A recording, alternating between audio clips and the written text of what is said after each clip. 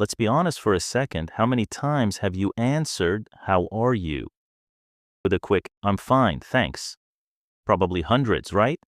There's nothing wrong with it. It's polite, it's simple, it gets the job done. But what if you want to sound more natural, more fluent, or even just a little more interesting in English? Well, today, going to mix things up.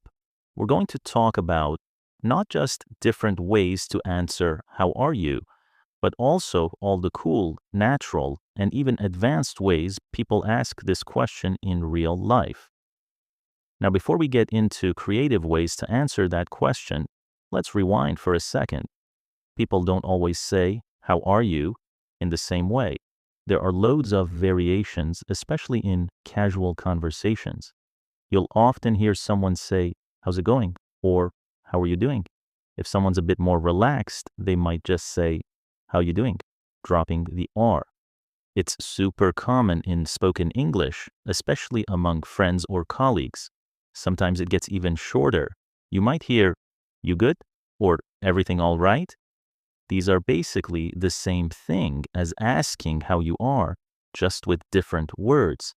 Then there's the classic British, "All right?" which isn't really asking if you're okay, it's just a way of saying hello. A lot of times the reply is exactly the same, "All right." It's like two people saying hi to each other without really thinking about it. And if you want to be a bit more playful or casual, "What's up?" or even the shortened "sup" are super common.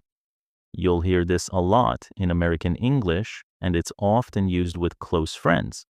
But keep in mind, depending on how someone says, "What's up?" it can also mean, "What's wrong?" For example, if your friend walks in looking upset and someone says, "What's up with you?" they're definitely not just saying hello. And then there's the very formal "How do you do?" which you'll usually hear in movies or old-fashioned settings. Honestly, it's not something you'll hear in everyday conversation much anymore, unless you're at a very formal event, like meeting someone's grandparents or attending a business dinner with very traditional folks. Okay, now you know people don't always ask, "How are you?" in the textbook way. But what about the answers? This is where things get interesting. You don't have to stick with, "I'm fine." Try saying, "I'm good" instead. It's casual, friendly, and you'll hear it everywhere. Some grammar fans might tell you, "I'm good" is wrong and that it should be, "I'm well," but in real life conversation, "I'm good" is totally acceptable and super common. If you want to be a bit more formal or talk specifically about your health, then "I'm well, thank you" works better. Sometimes you don't even need the "I'm." People just say, "Good, thanks," or "Fine, cheers." That's because it's clear who you're talking about, so we just drop the subject. It's something called ellipsis. It happens a lot in English.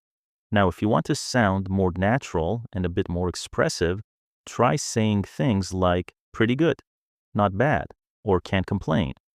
These are all great ways to answer casually. Imagine someone at work says, "Hey, how's it going?" You can easily say, "Yeah, not too bad, thanks."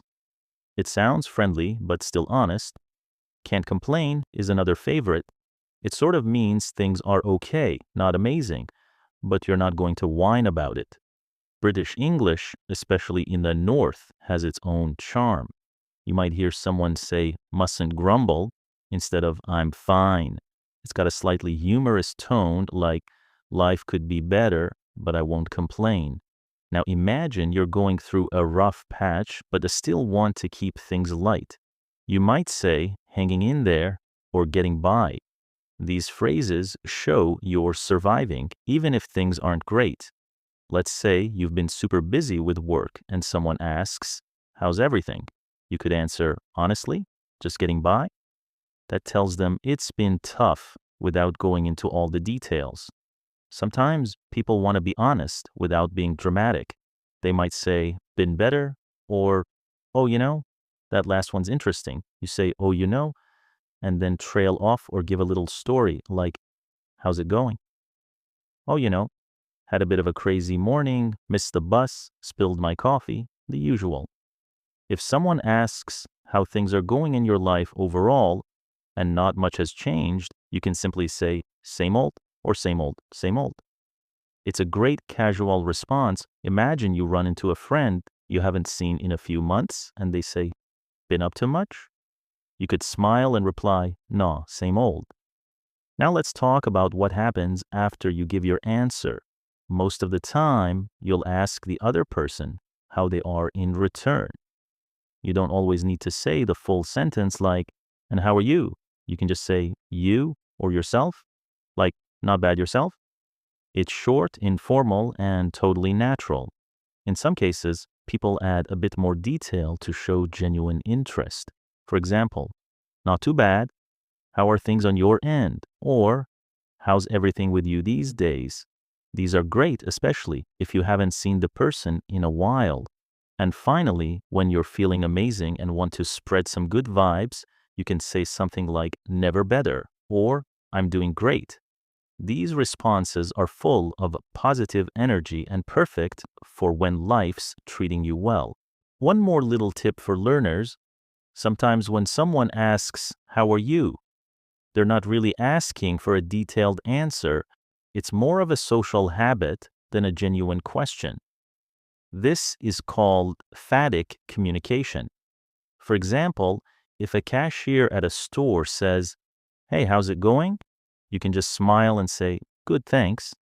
But if your best friend asks the same thing and you've had a crazy week, you might go into more detail. The trick is to read the situation and respond appropriately. So now let me turn it over to you. How are you? Try answering with one of the new phrases you learned today. Give it some context if you'd like. Think about your day, your mood, your life this week. There's no perfect answer, just lots of great ways to express how you feel more naturally and confidently. I hope this little chat gave you some useful real-life English you can actually use. Keep practicing and don't be afraid to try out different responses the next time someone asks, how are you?